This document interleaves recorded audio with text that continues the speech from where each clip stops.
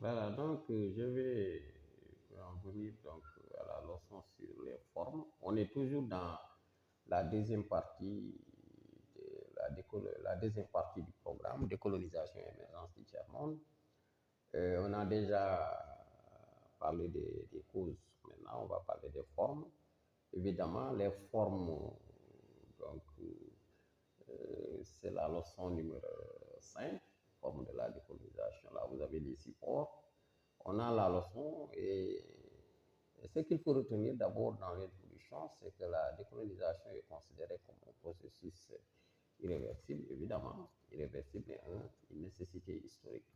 Et que le processus de décolonisation a pris deux formes, deux tendances. On a la forme pacifique, la forme violente, et que cela est dû le plus souvent à la nature plus ou moins xénophobe des mouvements nationalistes, d'une part, et d'autre part, l'attitude des gouvernements métropolitains, c'est-à-dire des puissances coloniales, ou des colons plus ou moins hostiles à la décolonisation.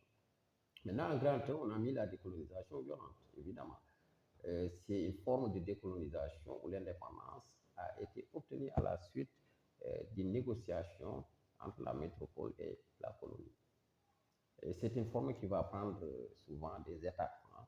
À chaque fois, on va voir les statuts de la colonie rehaussés, améliorés. C'est le cas, par exemple, au niveau du Sénégal. On a vu qu'on a connu des étapes, hein.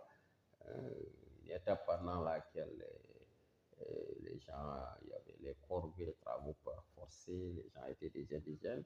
On va améliorer la citoyenneté avec ce qu'on appelle l'Union française, la loi cadre, la communauté française qui va déboucher sur l'indépendance. Donc voilà. Maintenant, pour les facteurs explicatifs de cette forme pacifique, hein, c'est simple.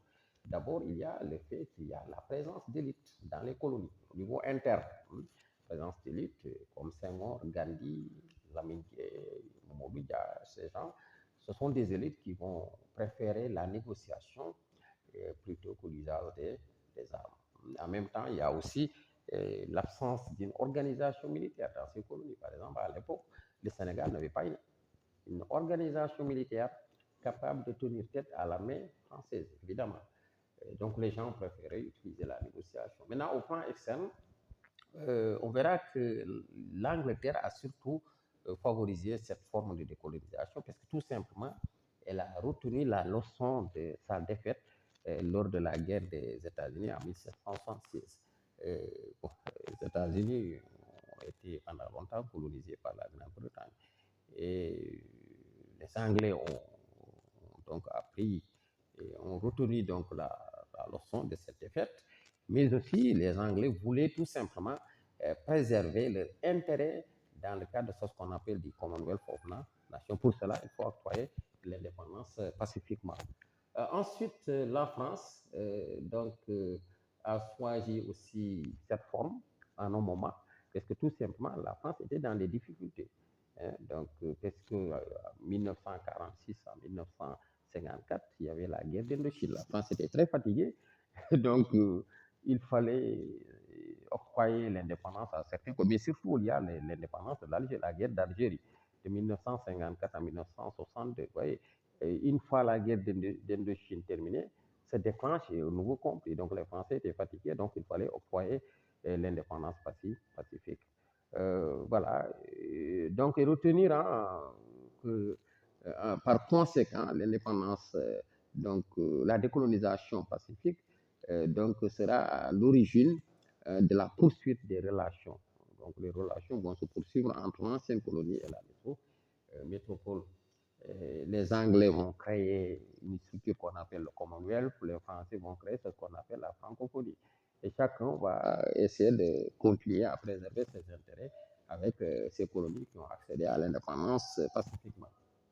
Alors voilà. En grandeur, on a la décolonisation violente. C'est le contraire tout simplement de la décolonisation pacifique. Parce que tout simplement, on va noter une guerre de libération nationale qui va opposer donc la colonie à la métropole. Là aussi, au plan interne, il faut retenir hein, que cette forme s'explique par la présence de mouvements nationalistes, donc hostiles à tout compromis avec la métropole.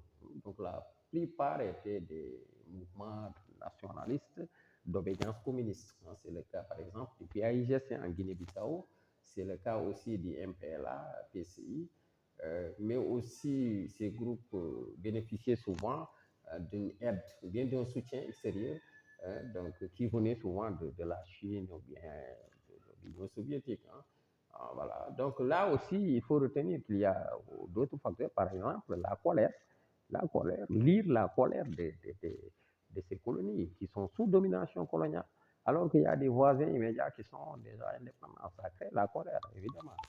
On peut retenir par exemple le cas de l'Algérie avec l'indépendance du Maroc, et de la Tunisie, le cas de la Guinée-Bissau avec l'indépendance de la Guinée-Conakry, du Sénégal, de la Gambie. Et ça crée des frustrations, évidemment. Et les gens vont utiliser les armes pour accéder à l'indépendance. Ensuite, sur le plan externe, là aussi, il y a beaucoup de facteurs. On peut retenir par exemple le poids économique même de la colonie. C'est-à-dire que la colonie est très importante pour la métropole, le cas de l'Indochine, donc qui produisait beaucoup de riz pour la France. Voilà, c'était aussi la seule colonie française en Extrême-Orient. Sans oublier aussi donc, la présence de groupes de pression dans la métropole. Il y a des groupes de pression. Soit c'est dans la métropole ou bien soit dans la colonie. Par exemple, si vous regardez le cas de l'Algérie, il y a des groupes de pression, c'est-à-dire les pieds noirs, les Français d'Algérie, qui vivaient en Algérie, qui considéraient l'Algérie comme leur colonie, qui ne voulaient pas de l'indépendance de l'Algérie.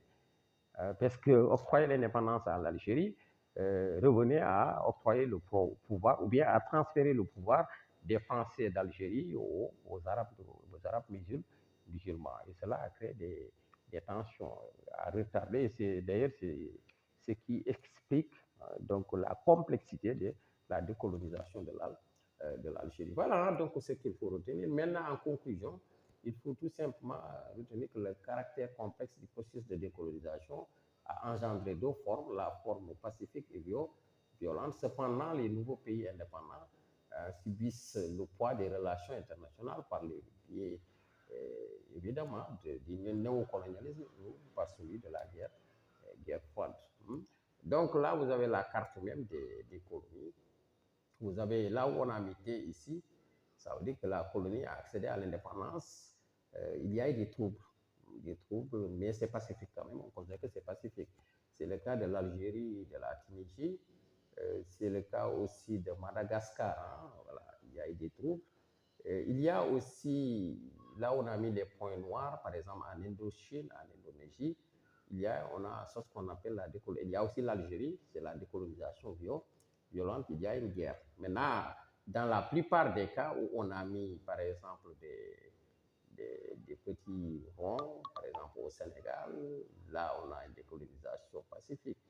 Donc la plupart des colonies, surtout en Afrique, ont accédé à l'indépendance pacifiquement. Donc vous avez des ronds. Si on va en Asie, par exemple, en Inde, c'est par excellence la forme la plus explicite de la décolonisation pacifique. On verra ça la prochaine fois. Voilà donc ce qu'on pouvait retenir pour le moment. Donc, à plus.